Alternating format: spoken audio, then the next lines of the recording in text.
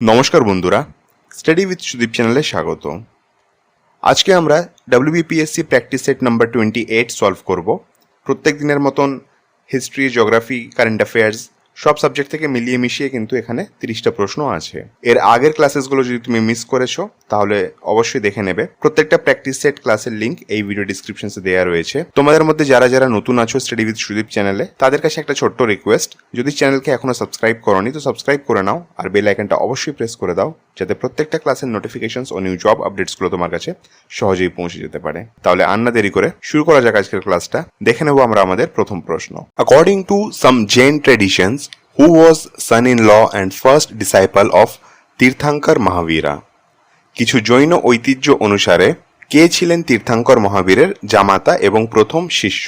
তো এটার সঠিক উত্তর হয়ে যাবে অপশন এ, জামালি। জামালি ছিল মহাবীরের সন ইন ল আর প্রথম ডিসাইপল। ঠিক আছে, নেক্সট প্রশ্ন। Where was the first Tamil Sangam held? প্রথম তামিল সঙ্গম কোথায় অনুষ্ঠিত হয়েছিল? আর এর সঠিক উত্তর হয়ে যাবে অপশন এ, মাদুরাই।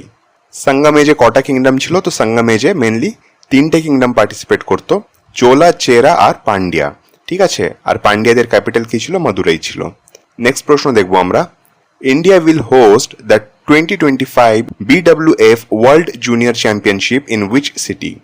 ভারতের কোন শহরে 2025-এ BWF মানে badminton world federation world junior championship আয়োজন করবে?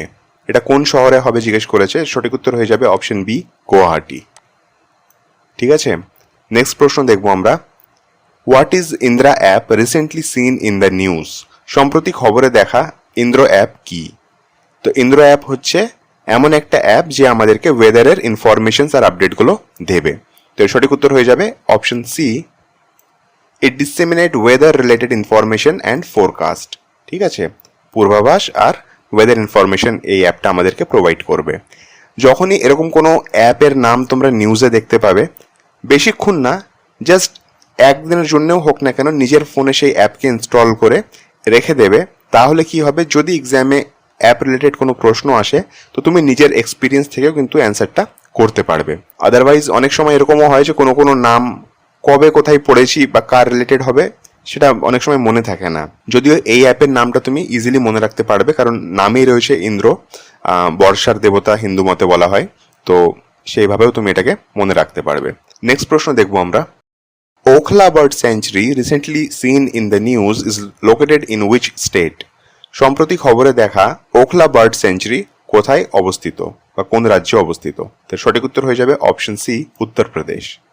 Next, recently which country became the first country to included the right to abortion in its constitution? সম্প্রতি কোন দেশ প্রথম দেশ হিসেবে তার সংবিধানে গর্ভপাতের অধিকার অন্তর্ভুক্ত করেছে? আর এরকম লিবারাল থট যাদের কনস্টিটিউশনে থাকবে অবভিয়াসলি সেটা তুমি গেস করেও অ্যান্সার করতে পারবে। এর সঠিক উত্তর হয়ে যাবে অপশন বি, ফ্রান্স। নেক্সট প্রশ্ন দেখবো আমরা। In which among the following organ women's capsule is found? নিচের কোন অঙ্গে ওমেন ক্যাপসুল পাওয়া যায়? এই সঠিক উত্তর হয়ে যাবে অপশন বি, কিডনি। কিডনির ইউনিটের নাম কি সেটা যদি তোমাদের জানা থাকে তো এটা অবশ্যই কমেন্ট করে আমাকে জানাবে, কারণ এই ধরনের প্রশ্ন সাধারণত WBPSC মিসলেনিয়াস পরীক্ষা হোক বা ক্লাস 10th লেভেলের যে কোনো পরীক্ষা হোক না কেন, এই ধরনের প্রশ্ন দেখা গেছে। ঠিক আছে, কিডনির ইউনিট কি হয় সেটার উত্তর আমাকে জানাবে। নেক্সট প্রশ্ন দেখবো আমরা। Who is known as father of Indian unrest? ভারতীয় অস্থিরতার জনক কাকে বলা হয়? এই সঠিক উত্তর হয়ে যাবে বাল গঙ্গাধর তিলক, অপশন ডিতে রয়েছে এটা। নেক্সট প্রশ্ন দেখবো আমরা। হু among the following was the vice president of the interim government formed in 1946? 1946 সালে গঠিত অন্তর্বর্তী সরকারের ভাইস প্রেসিডেন্ট কে ছিলেন? তো ভাইস প্রেসিডেন্ট কে ছিলেন জিজ্ঞেস করছে এখানে। এর সঠিক উত্তর হয়ে যাবে অপশন বি, জওয়াহরলাল নেহরু। ঠিক আছে, যদি পিএম জিজ্ঞেস করতো পিএমও কিন্তু আমরা জওয়াহরলাল নেহরুই মার্ক করতাম। নেক্সট প্রশ্ন দেখবো আমরা। In which state is the Mormugao port located? Mormugao port কোথায় অবস্থিত? এই প্রশ্নটা অনেকবার এসেছে, অনেক পরীক্ষায় এসেছে এটা। এর সঠিক উত্তর হয়ে যাবে অপশন এ, গোয়া। নেক্সট প্রশ্ন দেখবো আমরা। How many kind of kharif crops are cultivated in India? ভারতে কত ধরনের খরিফ ফসল চাষ করা হয়? এর সঠিক উত্তর হয়ে যাবে অপশন সি, 14 রকম খরিফ ফসল চাষ করা হয়। খরিফ ফসল কোন সিজনে চাষ করা হয়? তো সেটা হয়ে যাবে মনসুন সিজনে এর বপন করা হয়, ঠিক আছে। আর শরৎকাল বা শীতকালের দিকে এর হারভেস্টিং করা হয়। যদি মাসে জিজ্ঞেস করে তোমাকে তাহলে বলবে এপ্রিল থেকে জুন মাসে এর বপন হয়, আর অক্টোবর থেকে ডিসেম্বর এটাকে হারভেস্ট করা হয়। নেক্সট প্রশ্ন দেখবো আমরা, which among the following is not correctly matched, নিচের কোনটি সঠিকভাবে মিলছে না। সুখনা লেক চণ্ডীগড় কারেক্ট একদম, ওয়ান্ডোর বিচ আন্ডামান নিকোবর এটাও কারেক্ট আছে, বাঙ্গারাম বিচ লাক্ষদ্বীপ এটাও একদম কারেক্ট আছে, দেবকা বিচ গোয়া এটা ভুল আছে। দেবকা বিচ দাদর নগর হাভেলি যেই সাইডে আছে ইউনিয়ন টেরিটরি সেখানে এটা আছে, ঠিক আছে। নেক্সট প্রশ্ন দেখবো আমরা, which of the following is the most populous island of India, নিচের কোনটি ভারতের সবচেয়ে জনবহুল দ্বীপ। জনবহুল দ্বীপ বলছে Lakshadweep, Andaman Nicobar, Majuli, none of the above. এর সঠিক উত্তর হয়ে যাবে অপশন সি মাজোলি। আচ্ছা, মাজোলি কোন নদীতে অবস্থিত এটা আমাকে কমেন্ট করে অবশ্যই জানাবে। নেক্সট প্রশ্ন দেখবো আমরা, which state is set to develop the Konark Sun Temple complex, কোন রাজ্য কোনার্ক সূর্য মন্দির কমপ্লেক্স তৈরি করতে প্রস্তুত। এর সঠিক উত্তর হয়ে যাবে অপশন বি উড়িষ্যা। নেক্সট প্রশ্ন দেখবো আমরা, where is the Rajaji Tiger Reserve located in India, Rajaji tiger reserve কোথায় অবস্থিত। এর সঠিক উত্তর হয়ে যাবে অপশন বি উত্তরাখণ্ড। 16 নম্বর প্রশ্ন আমরা দেখব, recently world's highest competition pool has been opened in which country, সম্প্রতি বিশ্বের সর্বোচ্চ প্রতিযোগিতা পুল খোলা হয়েছে কোন দেশে। এর সঠিক উত্তর হয়ে যাবে অপশন সি ভুটান। আর যদি জিজ্ঞেস করে যে এটা কোন শহরে আছে ভুটানের, তো এর সঠিক উত্তর হয়ে যাবে থিম্পু। ভুটানের ক্যাপিটালেই কিন্তু হাইয়েস্ট কম্পিটিশন পুলটা রয়েছে, ঠিক আছে।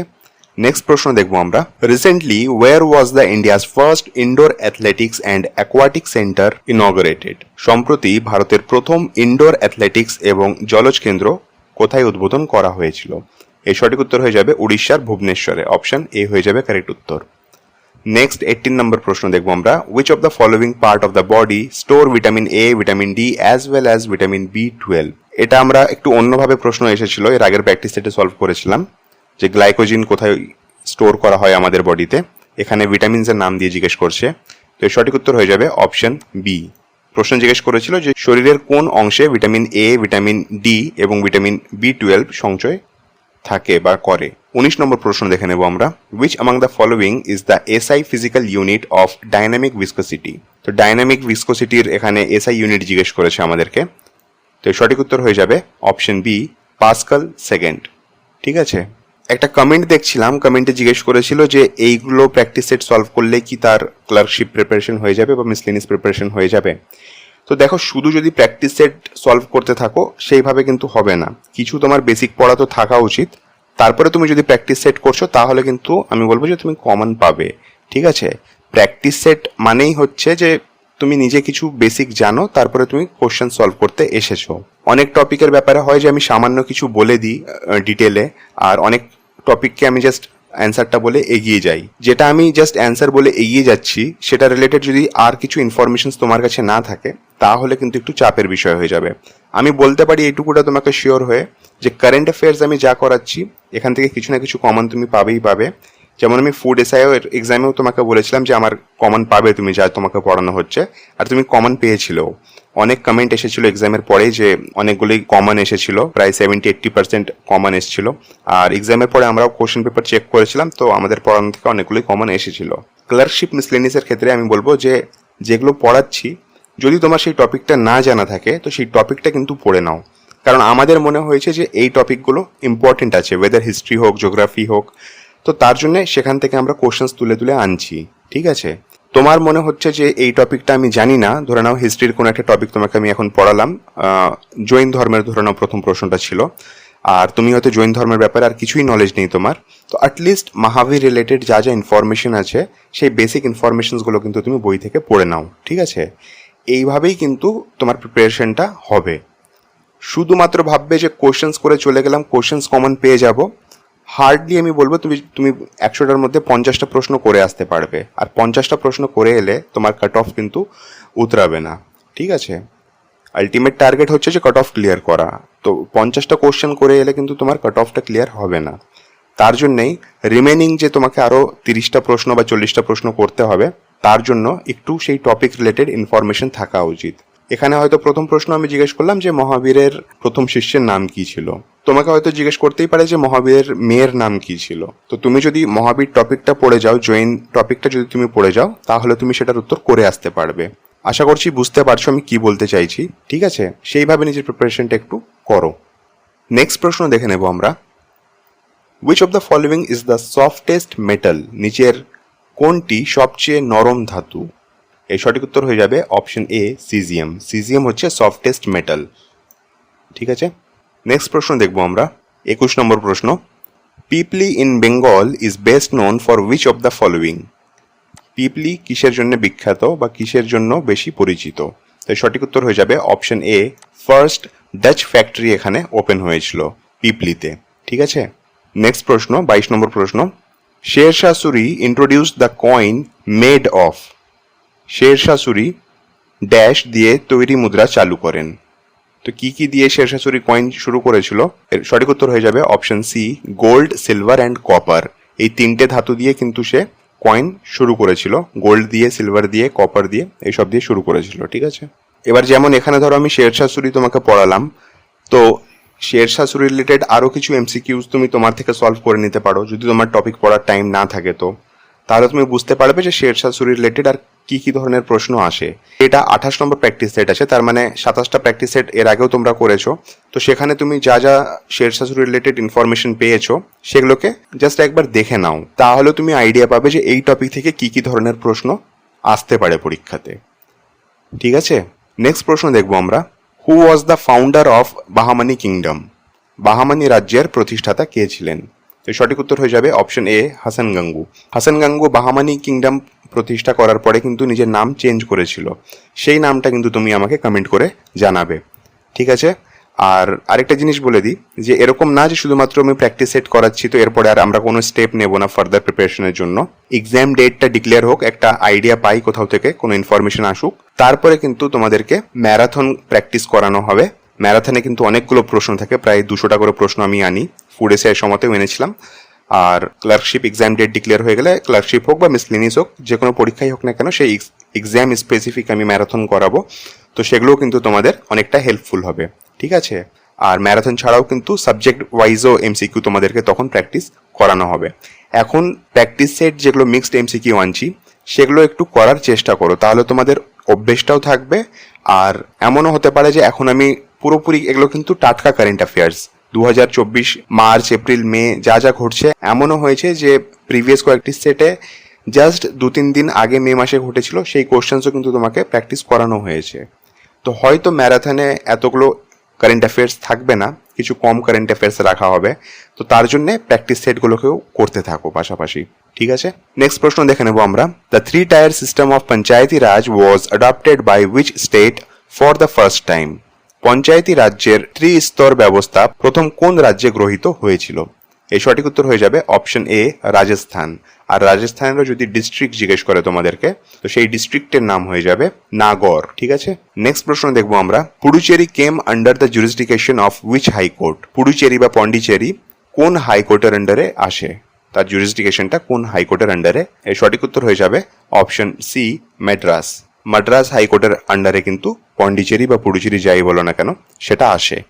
ঠিক আছে, যেমন আন্ডামান নিকোবর কলকাতা হাইকোর্টের আন্ডারে আসে, ঠিক সেরকমই পন্ডিচেরি বা পুডুচেরি মাদ্রাস হাইকোর্টের আন্ডারে আসে। তোমাদের জন্য এখানে একটা প্রশ্ন, লাক্ষদ্বীপ বা লক্ষদ্বীপ যেটাই বলো না কেন সেটা কোন হাইকোর্টের জুরিসডিকশনের আন্ডারে পড়ে সেটা কিন্তু আমাকে কমেন্টে জানাবে। নেক্সট প্রশ্ন দেখবো আমরা। In which year the Indian railway was nationalised? কোন সালে ভারতীয় রেলের জাতীয়করণ করা হয়েছিল? তো সঠিক উত্তর হয়ে যাবে অপশন বি, 1951। ঠিক আছে, নেক্সট প্রশ্ন 27 নম্বর প্রশ্ন দেখবো আমরা। Which among the following is the most abundant type of কোল?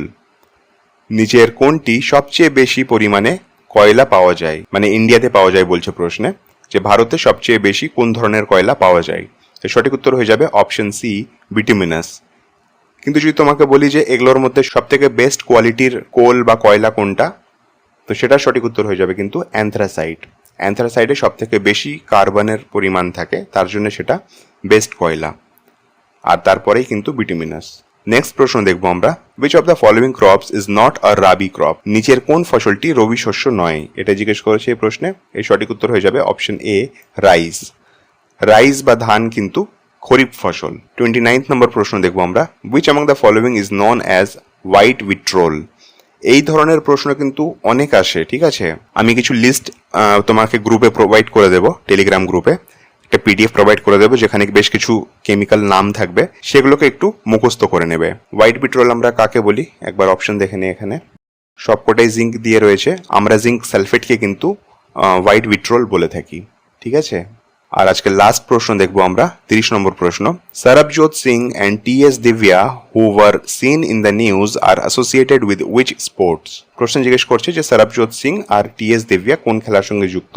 তো সঠিক উত্তর হয়ে যাবে অপশন এ, শুটিং, ঠিক আছে। এরা শুটিং এর সাথে যুক্ত আছে। তো আজকের 30টা প্রশ্ন এখানে শেষ হচ্ছে। প্র্যাকটিস সেট যদি তোমাদের ভালো লেগে থাকে তো প্লিজ ভিডিওটাকে একটু লাইক করে দেবে, আর নিজের ফ্রেন্ডস হোক বা কোনো তুমি গ্রুপের সঙ্গে যুক্ত আছো তো সেই গ্রুপে এই ভিডিওটাকে একটু শেয়ার করে দেবে, যাতে তাদেরও প্রিপারেশন একটু হেল্প হয়ে যায়। আর তোমাদের যদি কোনো কোয়েরি থাকে বা সাজেশন থাকে তো কমেন্ট বক্সে কমেন্ট করে আমি জানাতে পারো বা জিজ্ঞেস করতে পারো। চ্যানেলকে যদি এখনো সাবস্ক্রাইব করোনি তো প্লিজ চ্যানেলটাকে সাবস্ক্রাইব করে নাও, আর বেল আইকনটা অবশ্যই প্রেস করে দেবে। তাহলে দেখা হচ্ছে নেক্সট ক্লাসে, ততক্ষণ পড়তে থাকো, রিভাইজ করতে থাকো।